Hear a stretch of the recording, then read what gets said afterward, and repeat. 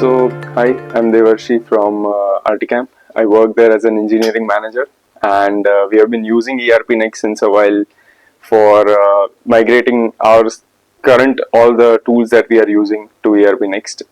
We all the departments basically use at least 2 or 3 different tooling for their use cases, and we sort of notice that due to all of these, the centralization isn't there, and we cannot find the consolidated data in a single dashboard. So hence we have started to move our previous data as well. Like there is 15 years of data to ERPNext. This means accounting, the HRMS, and all of the things, recruiting to ERPNext. And yeah, the journey has been great so far. We use help desk as of now primarily, but I mean not primarily, but in terms of like the stack itself, Frappe stack, we have HRMS, we have ERPNext installed, help desk. Uh, we are also evaluating this LMS. Yeah, that's pretty much I can remember as of now.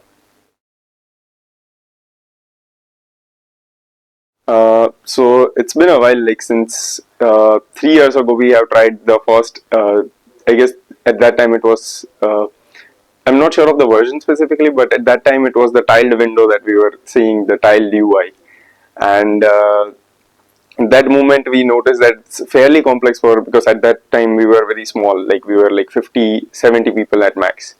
After that, we have tried it again since before a year or year and a half, and we ran our campus program on it as a starter to know that can handle all the traffic that we have and everything, and it went very well.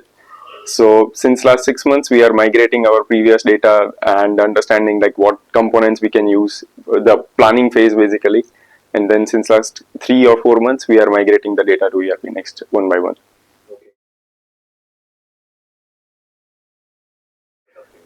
So in past we have used Laravel, and yeah, I remember I have used Laravel. Um, we are also a WordPress agency, so our CMS and everything is built on WordPress too. Um, in terms of Frappe comes with the power of Python, and Python itself comes with a lot of like data analyzing, data modeling, and things like that. So the main advantage is like the libraries that are already included in Python for data analysis and all. Makes the work easy, day-to-day life easy if you have a lot of data and all. So hence it's like not comparable. Like you can't compare any of the like WordPress or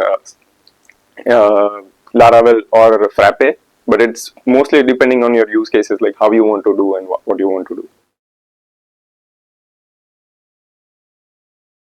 Yes, we have built a lot of apps on Frappe Framework. Like as I told you, like our campus hiring. So we have built an campus app that brings in the candidates land on the page. They log in with GitHub. We fetch their GitHub data and we calculate scores. And based on that, we allocate some score. And candidates with the highest score gets a chance to get interviewed first.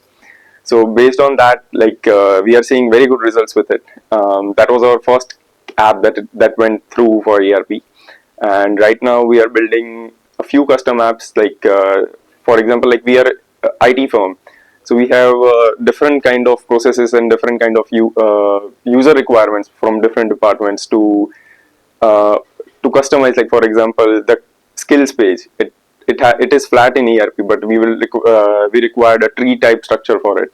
So hence we are customizing the ERPNext a lot. Sorry, the Frappe a lot. So, so if I tell you about the Frappe framework itself, not going to the ERP part, Frappe is hugely customizable. Like it starts with, it has all batteries included that we call low code no code is there too. If you are building similar app like from the scratch, it would have taken, I guess, 5 to 10x amount of time more. It comes with a great CLI. It uh, comes with a great user interface, and it has APIs inbuilt. It has all the modifications, like all the customizations that needs to be done, it is there already in it. And it comes with a huge and very granular ACL as well, access control. So at that point, like if you are building this kind of thing, it would be a huge technical and architectural problem, but it is solving it as a framework itself. So whether you are building a SaaS platform or whether you are building a simple tool on it, it would have been very easy to build. That is why. Open source gives freedom to people. Um, People call it is free. It is not free. It gives you freedom. And with open source, you own the data. It's yours, and it's completely yours. Um, it comes with power of people. So if you are using, let's say, a proprietary software, you get something, there is some bug, and you go to their customer service, they will say that, hey, this may take 20 30 days to get it fixed. And later on you come to know that it is still not fixed, and you cannot do anything about that. But when you go to open source, like, that issue would have been fixed already before you go, and you just have to click on update your software, and it would have been new update that is fixed. So coming from issues and knowing, like, you will see that how creatively people can use one software, and that will give you huge power for with open source. Best is your data is yours.